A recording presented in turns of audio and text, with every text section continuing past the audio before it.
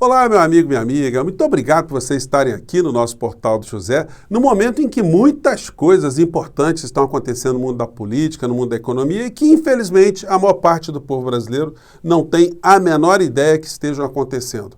Não adianta a gente ficar com raiva da política, porque isso não resolve absolutamente nada. É como se a gente ficar com raiva de um problema sem tentar enfrentar o problema. Como diria Aristóteles, se o homem tivesse tudo o que ele quer quando ele nasce, nós não precisaríamos da política. A política é uma ferramenta para a gente alterar a nossa realidade, a gente avançar com o processo civilizatório.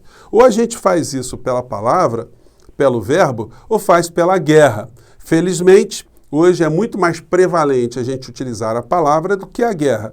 Mas quando a palavra é utilizada, ela é apoderada por figuras sem escrúpulos, pessoas desonestas, que fazem da política uma ferramenta não para alterar a realidade para o bem, mas para alterar a realidade em seu favor, aí a gente está numa situação muito complicada. E o nosso papo aqui, o nosso portal, ele se propõe a jogar luzes sobre algumas dessas criaturas, muitas delas sinistras, e que se misturam muitas vezes com o pior que a espécie humana pode produzir, né? Eu vou falar com vocês do que é que está acontecendo exatamente, mas antes de mais nada, se você está chegando agora no nosso portal, convido você a se inscrever.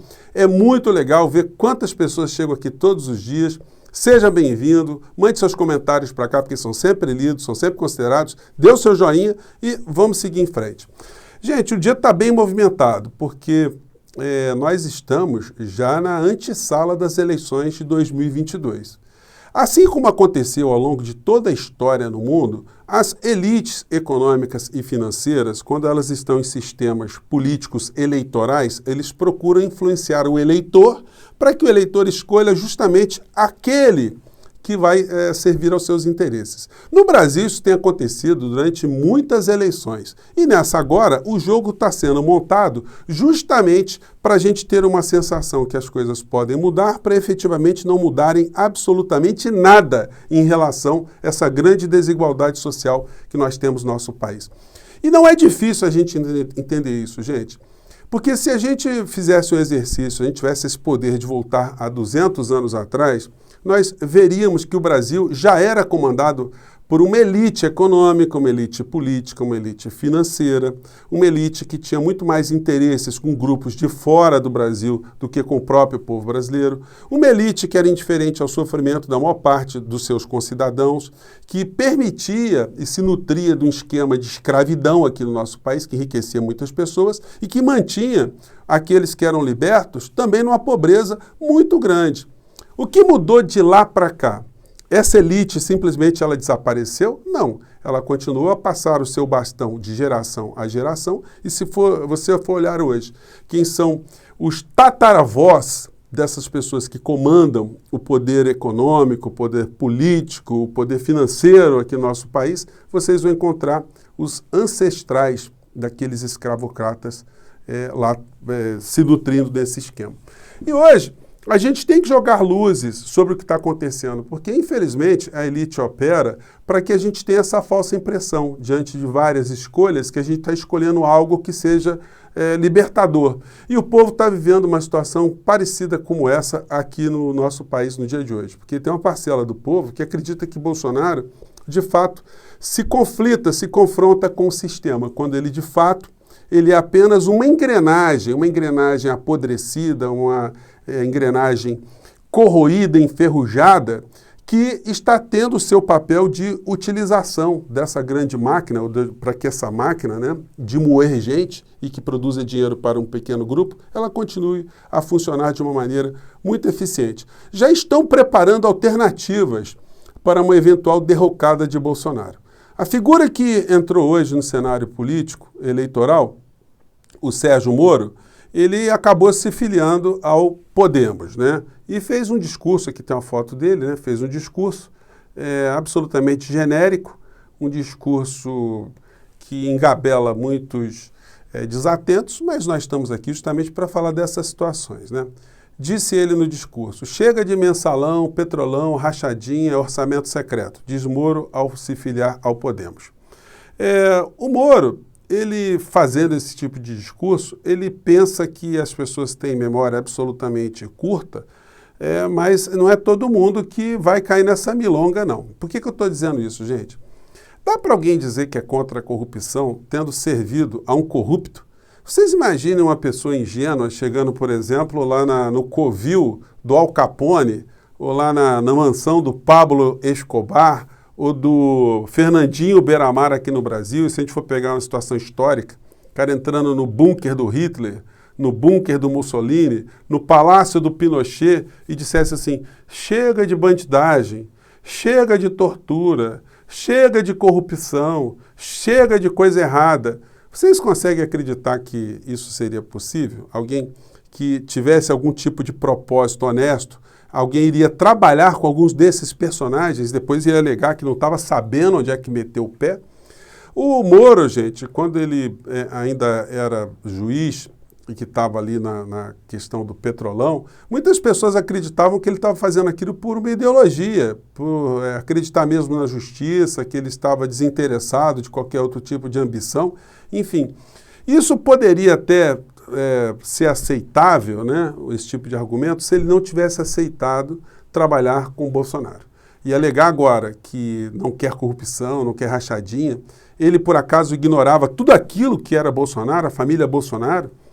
O Moro foi trabalhar num governo que tinha pessoas envolvidas ali como um bispo Malafaia, um pastor Valdemiro Santiago, um Paulo Guedes. Se levantasse a ficha de Paulo Guedes, veria que Paulo Guedes estava ali enrolado na Operação Greenfield, de assalto a fundos de pensão, ou fundos de pensões de servidores públicos. Um homem que sempre ganhou dinheiro sem produzir absolutamente nada, só utilizando informação privilegiada, negócios com o Estado brasileiro, negócios provenientes do dinheiro público. Enfim, então, de repente, ele se choca com os personagens que estavam dentro desse governo, ele esqueceu que tinha aquela ala ideológica absolutamente genocida, absolutamente pervertida, absolutamente corrupta do ponto de vista moral e do ponto de vista ético.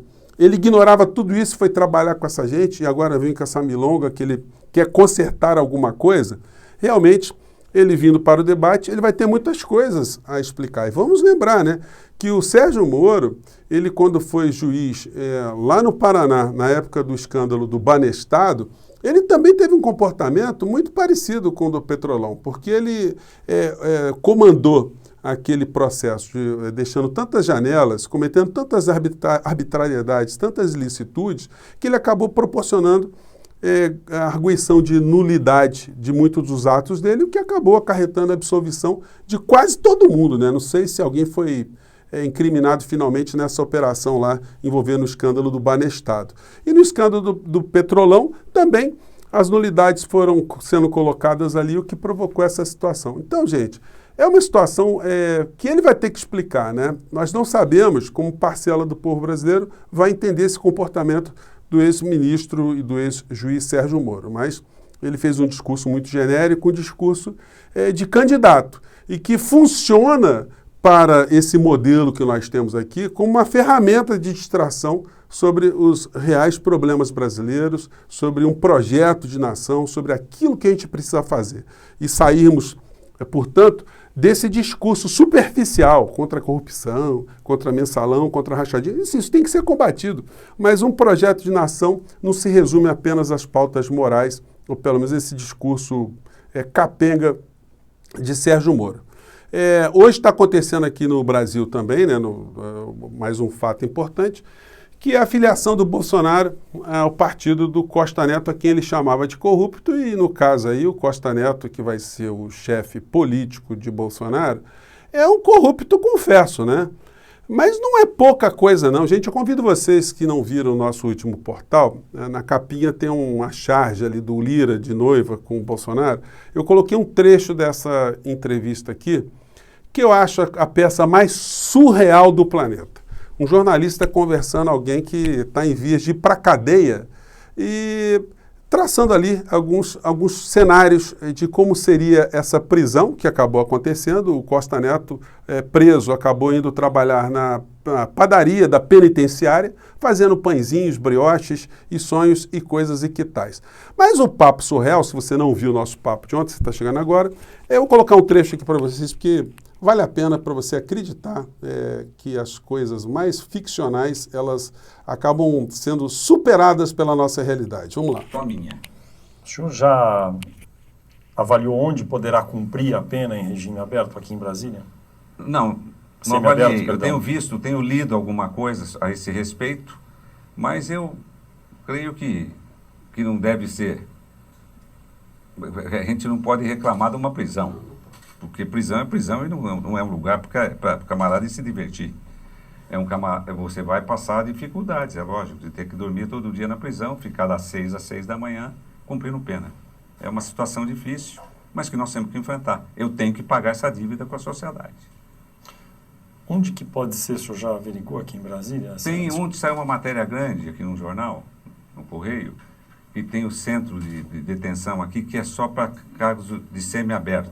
Mas pode ser numa área da Papuda, você dorme e sai de manhã, eu acho. Aí precisa ver o que eles vão fazer. Isso eu não tomei conhecimento ainda. Gente, não é uma maravilha uma entrevista dessa? Você mostrar, eu vou colocar no link, depois na descrição, você pode entrar ali. Você contar, as pessoas não acreditam. Qual é a vantagem do Bolsonaro estar se filiando agora ao partido cujo Valdemar da Costa Neto é o líder, é o chefe político do Bolsonaro? Que ele pode trocar essas ideias com o Bolsonaro, né? O Bolsonaro pode precisar de conselhos sobre a papuda, sobre trabalhar na padaria, fazer brioches, fazer sonhos, bisnaguinhas, né? Fazer ali pãezinhos franceses, enfim, isso pode ser muito útil, bolos, né? Croquetes, enfim, qualquer coisa que uma padaria pode proporcionar. Porque o Bolsonaro, gente, ele vai juntando essas figuras aqui no entorno dele, que o Moro não sabia que existiam, né? O Moro não sabia do passado do Bolsonaro, da acumulação de dinheiro do Bolsonaro, das rachadinhas dos filhos do Bolsonaro, um homem que estava ali com a Polícia Federal a seu dispor. Então, gente, não cola, né? Vamos falar a verdade aqui. E um dos personagens aqui do amigo do Bolsonaro, que está com ele para cima e para baixo, o Valdemiro Santiago, os funcionários lá da igreja entraram em greve, porque ele ora para Jesus de um lado, mas usa a prática do capeta em relação aos funcionários, né? Para poder sonegar direitos dos seus funcionários.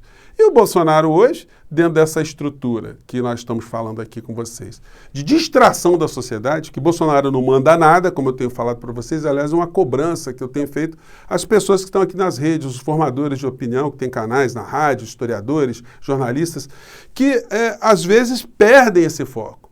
A gente acha que é só o Bolsonaro que é responsável. Gente, se o Bolsonaro cai de avião, quem manda no nosso país é o Lira. O Lira que vai tocar o projeto. Tudo que está acontecendo no nosso país, todo tipo de patifaria antipovo, é a expressão do que está sendo feito dentro do Congresso Nacional. Quer dizer, a elite escravocrata passando o bastão de geração em geração e estão tendo seus lacaios no dia a dia. E o lacaio de hoje, aquele serviçal contra os interesses nacionais, hoje estão bem representados na presidência da República.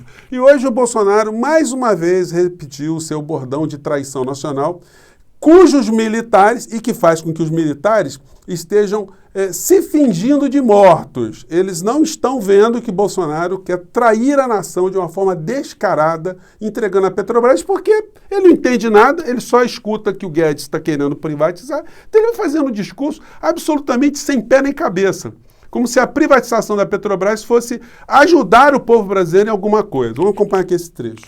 Fácil vencer essa batalha, não tenho ingerência sobre a Petrobras, tanto é que eu espero aí privatizar parte dela, né? O que não é fácil, privatizar parte dela. Já entrei em contato com a equipe econômica, porque a Petrobras é um monstremo, é uma coisa, uma estatal, tem um monopólio e praticamente ela vive em função dela, né? Ela vive, dadas as legislações existentes, para que os acionistas nunca tenham, não digo prejuízo, mas nunca tenham um lucro bom. Gente, vocês vejam só se isso não é um discurso demencial, ou um discurso criminoso, um discurso do aprendiz de estelionatário, né? Porque o Guedes é profissional, o Guedes sabe conduzir esse tipo de estratégia entreguista, ele sabe vender o peixe. O Bolsonaro, como um péssimo ventríloco, ele está tentando reproduzir algo que ele não tem a menor ideia. Só que ele está tentando reproduzir fere o interesse da nação, fere o interesse da nossa pátria. E nesse quesito, onde estão os militares? Onde está o clube militar para quem eu mandei já uma correspondência e até agora não responderam? Eu queria saber o que os generais nacionalistas, o que o clube militar acha de fazer isso que o presidente do nosso país, que agora está num partido comandado por um corrupto assumido, um corrupto confesso, como mostrei aqui, o que essas figuras acham disso? É o Brasil acima de tudo ou meu contra-cheque gordinho acima de tudo e o Brasil é que se lasque? É isso que eu estou perguntando para eles, respeitosamente. Gente, eu fico por aqui mais uma vez, muito obrigado por vocês estarem aqui no nosso portal e vamos continuar a jogar luzes nessas pessoas, nessas criaturas, porque não adianta ficar só com raiva deles, não. A gente tem que conscientizar outras pessoas do que está acontecendo. Eu fico por aqui, um grande abraço, até o nosso próximo encontro. Tchau!